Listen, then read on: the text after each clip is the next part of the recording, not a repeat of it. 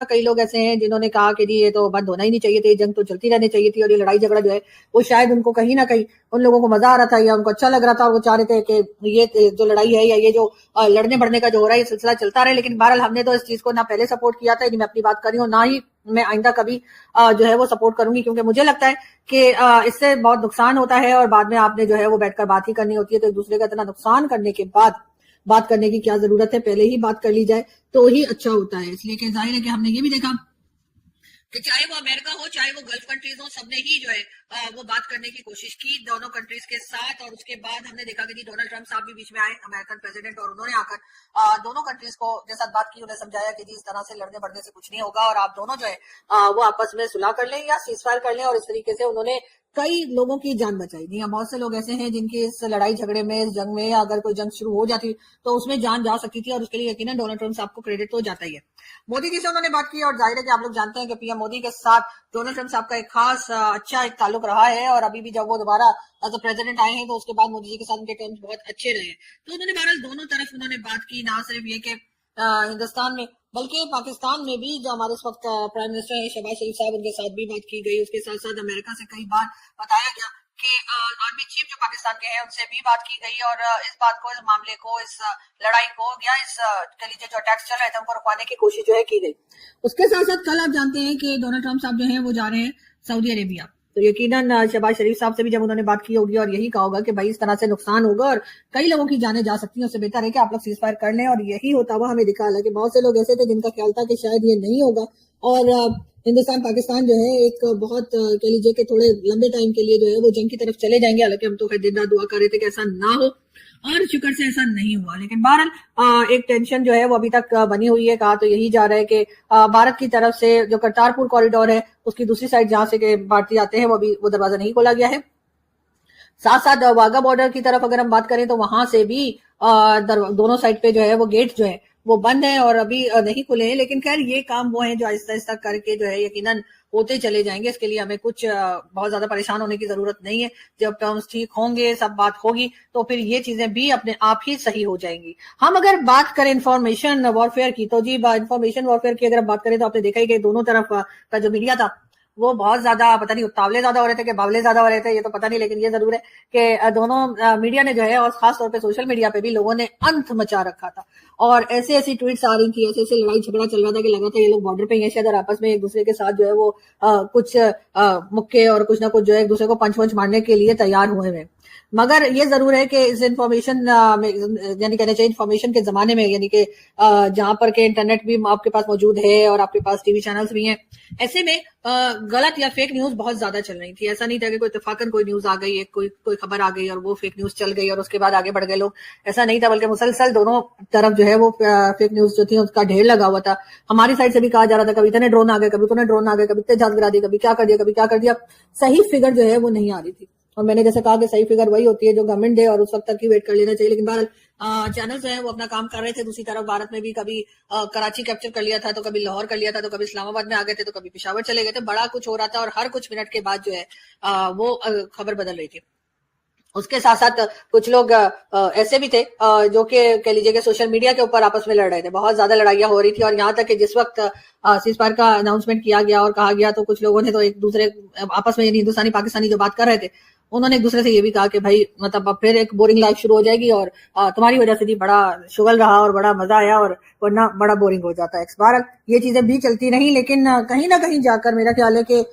थोड़ा सा हमें एहतियात करनी चाहिए, स्पेशली ऐसे मामला में जहां पर के लड़ाई जंग की शक्ल इख्तियार कर सकती है। कि आपकी बातें, आपकी कही हुई चीजें, कई चीजें जो है वो मैं यकीनन, जैसे मैं कह रही हूँ कि मैं अप्रिशिएट करूंगी प्राइम मिनिस्टर शहबाज शरीफ साहब को भी और प्राइम मिनिस्टर मोदी को भी कि उनकी वजह से ये जो अटैक्स थे इसमें इन अटैक्स ने जो है वो शक्ल नहीं इख्तियार की, यानी कि जंग की तरफ नहीं गए, जो कि बहुत अच्छी बात है और होना भी नहीं चाहिए था। लेकिन लोगों को लग तो यही रहा था कि शायद हम जंग की तरफ चले जाएंगे या जंग की तरफ चले जाना चाहिए। ऐसे लोगों को मुझे यही कहना है कि भैया जीने दो और जियो और जीने दो। लेकिन बहरहाल ऐसा होते होते मेरा ख्याल है बहुत से लोग जो है मेरे ख्याल है ऐसे को बड़े नाराज हो गए जिस वक्त के दोनों कंट्रीज में लड़ाई चल रही थी। दोनों कंट्रीज में ड्रोन से अटैक किया जा रहा था या फाइटर जेट आ रहे थे और इधर अटैक कर दिया, उधर अटैक कर दिया, पाकिस्तान ने ये कर दिया, भारत ने वो कर दिया। उस वक्त बहुत से लोग ऐसे थे जो भारत में बैठकर भी ये कह रहे थे कि जी पाकिस्तान के साथ जंग नहीं होनी चाहिए, पाकिस्तान के साथ लड़ाई नहीं होनी चाहिए, पाकिस्तान के साथ ये आप क्या कर रहे हैं, आपने क्यों अटैक कर दिया, और इसी किस्म की बातें पाकिस्तान की तरफ से कही जा रही थी कि बस जी खामोश रहो, कुछ मत कहो, कुछ नहीं करना चाहिए, पाकिस्तान को बिल्कुल जवाब नहीं देना चाहिए। और ये वो लोग थे जो दोनों तरफ की जो गवर्नमेंट्स है उनके अपोजिशन में बैठे हुए थे, या इनमें मीडिया के लोग भी शामिल थे, सिर्फ ऐसा नहीं था कि अपोजिशन पार्टीज के लोग थे, इसमें वो मीडिया भी शामिल था जो कि इस वक्त की गवर्नमेंट, चाहे वो पाकिस्तान की हो चाहे वो भारत की हो, उनको पसंद नहीं करता। तो वो ये कह रहे थे कि जी देखें जी खामाखाई की लड़ाई झगड़ा इन्होंने शुरू कर रखा है और ऐसे नहीं होना चाहिए, इस लड़ाई को रुक जाना चाहिए। वो जो कहते हैं ना कि जी मेरी मदर कहा करती थी, मुझे याद है मदर्स डे भी है, तो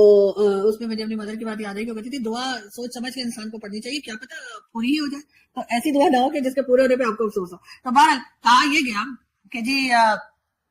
दोनों तरफ से कहा जा रहा था कि ऐसा नहीं होना चाहिए। अच्छा जब सीजफायर हो गया,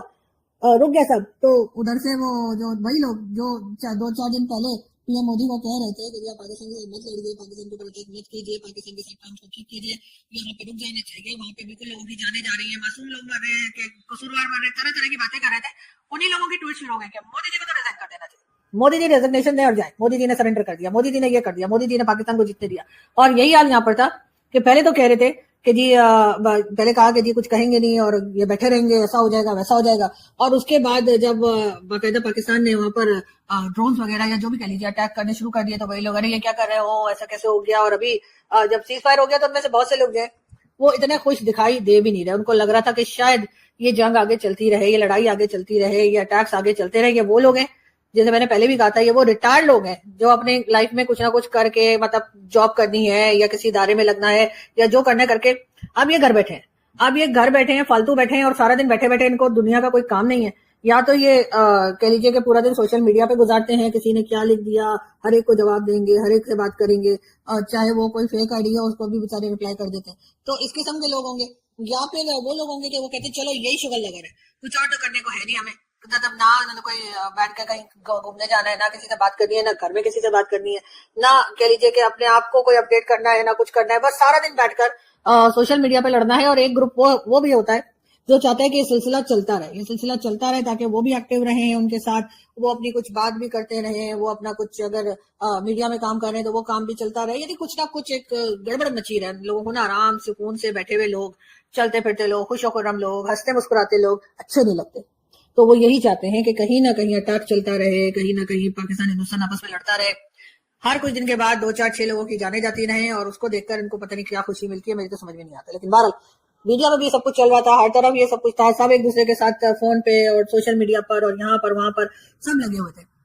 दोनों ने एक दूसरे का मीडिया बंद कर दिया, भारत ने भी पाकिस्तान का यूट्यूब भी बंद कर दिया, ट्विटर भी बंद कर दिया, टीवी चैनल भी बंद कर दिया, ये भी बंद, वो भी बंद, वो भी बंद। पाकिस्तान में भी ऐसे ही चल रहा है, ऐसा नहीं कि पाकिस्तान को इस तरह की हरकतों में पीछे, पाकिस्तान ने भी यूट्यूब चैनल भी बंद कर दिए, पाकिस्तान ने टीवी चैनल तो पहले ही बंद कर दिया, उसके बाद ये भी बंद, वो भी बंद, ट्विटर सब, यहाँ पे भी ऑलमोस्ट वही हरकतें चल रही थी। यानी कि अगर देखा जाए तो कहीं ना कहीं जाकर हमारा डीएनए जो है वो एक ही साबित हो जाता है, क्योंकि हमारी हरकतें, हमारा लड़ना बढ़ना, हमारी एक दूसरे की टांग खींचना, एक दूसरे के ऊपर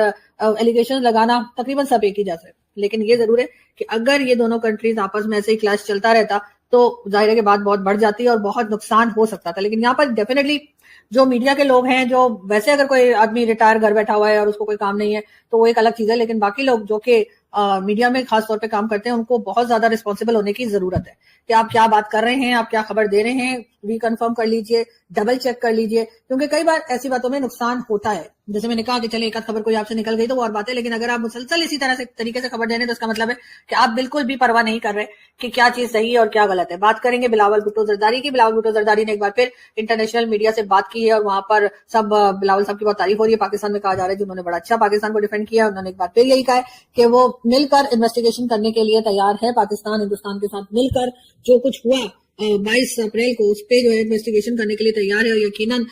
पाकिस्तान को इस तरफ सोचना चाहिए, देखना चाहिए और हिंदुस्तान के साथ मिलकर